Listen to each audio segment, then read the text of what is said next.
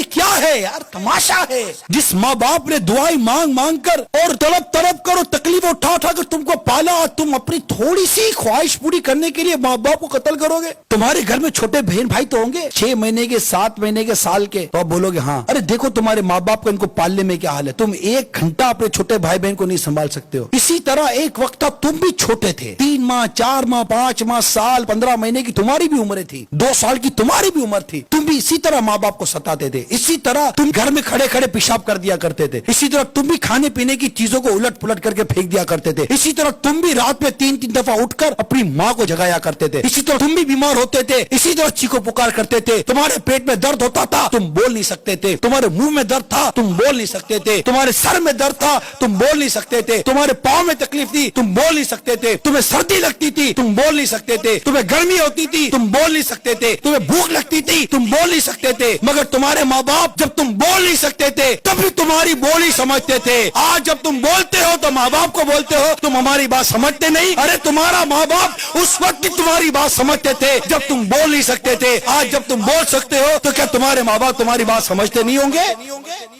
سمجھتے ہیں. ارے تم نہیں سمجھتے تمہارے ماں باپ تمہارے بارے میں کیا بھلا چاہتے ہیں.